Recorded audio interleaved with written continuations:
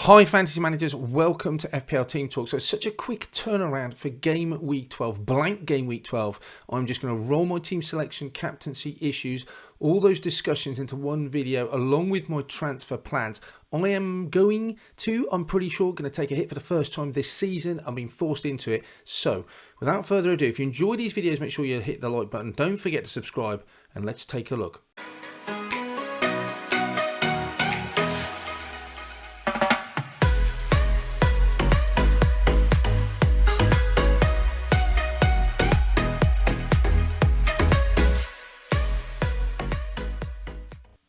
Let's get straight into it then. This is my side for game week 12. I have Nick Pope in goal. Been pretty happy with him. Real bonus clean sheet last week against Manchester United. Everton at home looks a decent fixture. I think if I wild carded, I would definitely be going for someone like Kepa right now. But it's not a transfer I've got the luxury to make right now. But pretty happy with Pope. He's done pretty well so far. No issues with him. Alongside him, I've got Everson. Just saved me a bit of money and I was happy to carry Pope through some of those difficult fixtures, which, like I said already, he already got the clean sheet against Man United, so that was a bonus. Everson, if he does ever take Ward's place, which seems more and more less likely these days, then possibly he'll get fixtures around game week 16 to consider. Trippier as well. Again, he's got a great fixture in game week 12. When I brought him in, that was one of the reasons, but he's been a real success. He's either getting clean sheets or returns. Really happy. His XGI is really up there. He's been brilliant for me so far. Happy to keep him going through the rest of up until game week 16. Gomez, really disappointing. When Walker got injured, went to Gomez thinking he was going to be the first choice right back. That has just not panned out, and he has not played either Premiership game he's been started in. So I'm using up a Man City slot with a player that isn't playing. So Cardinals in, and I'm really unhappy with Gomez. Getting sent off from the Champions League gives me a glimmer of hope that he might get more Premier League time. Brighton, Leicester, Fulham, Brentford. I'm hoping that he will get some minutes, but I've got a decision to make. Won't be this week because he hasn't got a game. Later down the line as to what I do about Gomez. Alongside him then, obviously, Reece James. He's got to come out. He's out indefinitely, isn't he, until after the World Cup at least. So he's a player that I have to get rid of. So regardless of his form, he's got to come out. So he'll be one that will be definitely transferred out. Looking at the next player then, really disappointed that Zuma didn't play at the weekend. That cost me because I couldn't, with James, Gomez and Zuma, couldn't even get three defenders out. Hopefully back for the Liverpool game. Not expecting too much. If he doesn't play, I guess it's not a disaster. I'm expecting 1 or 2 points. 4.5 is pretty nailed. He only missed it through illness, so there's no other concerns. And then afterwards, he's got decent fixtures against Bournemouth, Palace, Leicester, all at home. So high hopes for Zuma getting clean sheets. Not much of attacking potential from him. But Zuma, yeah, I'm pretty happy to have him. And Gay, for 4.3, he's been pretty good. Cuppa, clean sheet at the weekend. Really happy to have him in, and good fixtures moving forward as well. Then we have Wilfried Zaha. Picked up an assist, nothing at the weekend. Still great fixtures going forward. So he's not anyone I'm going to get rid of anytime soon. His XGI looks pretty decent as well.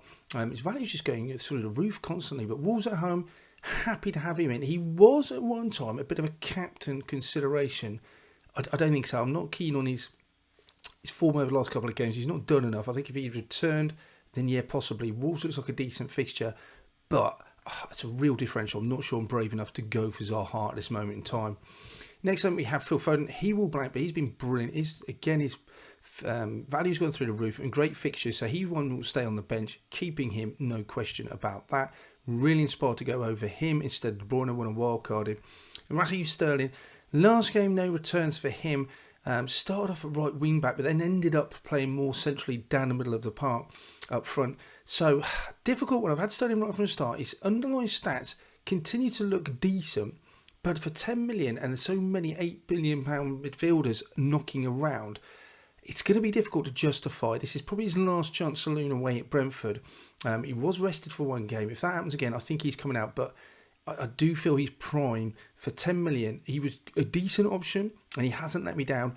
But whilst there was like Bowen and Saka were not producing, I think he was definitely an option and decent enough to hold on the side. But now there's so many other candidates, I think he might be the one that has to go. Possibly for Mount, we'll wait and see. Later on in the video, we'll talk about discussions with him. Andreas, 4.6, happy to have him on the bench, getting returns. Fixtures look decent. Yeah, he's not going anywhere. For 4.6, I'm happy to keep him. Maddison picking up that suspension. Not going to go through the whole 3 games, picking up 95 minutes, all that. We know that. Real blow for someone we expected and I relied on playing in game week 12. Same could be said of Trent, Walker, James. Although Walker wouldn't have played anyway. But yeah, that's a real blow and forces me possibly to take a hit for the first time. Mitrovic, I expected him to play. He was on painkillers, he tweeted after the game. Still expecting him to get through 90 minutes against Villa. On pens, he looks good for me. Happy. His XGI looks decent, 6.7. Know all about him. No surprises there. Then we have Haaland, who will not play again in game week 12, so we can skip him. And then finally up front, he's been absolutely brilliant so far. Unfortunately, he was on my bench in the last game. Just couldn't get him in. But 12-point haul, was it? Something like that. Really good. And decent fixture against Southampton. Wouldn't mind playing him in that. So this is my 15 players. As you can see, I've got Zuma as a doubt. I've got 3 blanking with Gomez, Foden and Haaland. Maddison will miss it. James is out. I've got a number of issues. All use transfers up on the likes of Trent, Walker as well through injuries. So where do I go next? So this is my side for game week 12. I have a little bit of flexibility in terms of money. The value of my squad has gone up quite a bit. So I'm unfortunate in that way, but I've only got 1 free transfer. This was not the plan whatsoever. I wanted the likes of Walker, Trent to be available going into game week 13. Then I'd make 2 transfers in game week 13 to bring 2 Arsenal players in. That's not worked out. Trent, Walker, now James, Maddison, even Zuma, Mitrovic missing games. Hit by a lot of injuries, and I know that's just a scourge, and that's the nature of the game for a lot of FPL managers. So I've got 1 transfer, and my side lines up a little bit like this. So I'm struggling. Well, I'm not going to get 11 players out. Maddison we know's out. James is out. Zuma might not play. I'm going to assume that it was an illness. He'll be back in training. I have to keep an eye on that, and he will come back in. But I'm not expecting great things from him anyway. So with 3.9 in the bank, I've managed my side, I think, pretty well up until now. My rank isn't anywhere near where I'd like to be. I'm still over the million mark, bouncing around just over a million. But with a few good weeks, I've still got 3 hits, triple captain, all that malarkey in the bag. But what do I do now? I'm not going to get rid of those Man City players. They're going to stay ready for the run-in after game week 12. But I've got 1 transfer to make. James has to come out. That's unquestionable. Now, one of the choices to go for is I could go for Webster. He's played 9 games. He's nailed in that Brighton defence. He has a great fixture in game week 12 at home to Forest. He doesn't offer a great deal of goal threat, probably slightly more than Dunk. Fixtures against City and Chelsea coming up in 13-14. I'm happy to bench him. Then Wolves and Villa, not bad before the World Cup starts.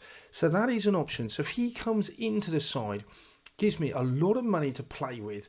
James comes out, 5.4. Brilliant. Okay, so that gives me a good position to come out of, but I'm still struggling. Now, because I'm only going to get 10 out, Maddison I can take out with a hit. I don't want him because of those Leicester fixtures after game week 12. They do not look appealing. Leicester, Leeds at home would have been one I definitely wanted to target for him. But if I bring another player in, I'll take a 4-point hit, but they're at least going to play, so I'm going to get at least 2 points. So suddenly it becomes a little bit worthwhile. If I bring someone in, I'm going to want to keep a bit longer term. Ultimately, I think Mount could be the one. 9 appearances, Potter seems really keen. He's obviously got 2 goals. He's got a couple of assists in the Champions League as well as against Wolves, got some assists as well. His XGI, 0.39, isn't spectacular. It's all right. But if you take the last 3 games, he's about 0.66, I think it was. Much more impressive. He looks the fulcrum, the focal point of that Chelsea side at the moment on set pieces.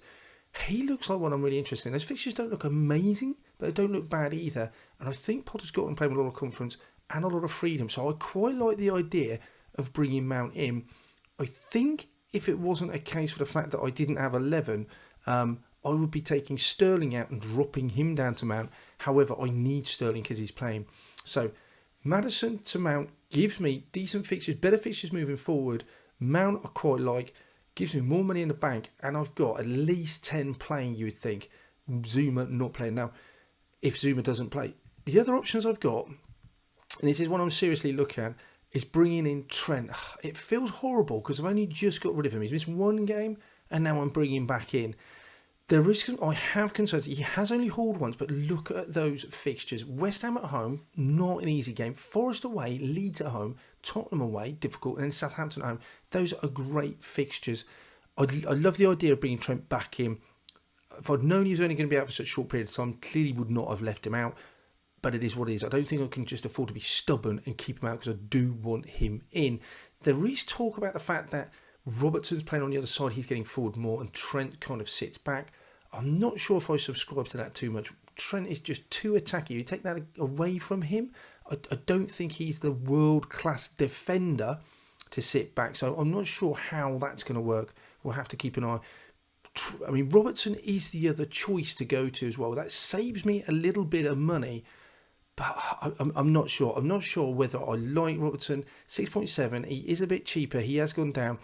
Feels like he's got more competition. He's got less output.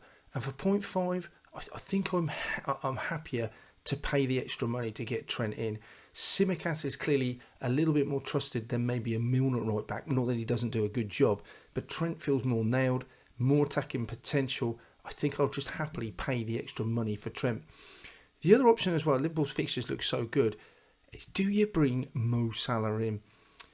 His underlying stats have just been really good all season. They've never dropped off. It's the fact that Haaland has taken over the captaincy that's kind of put us off a little bit, and there's so many £8 million options.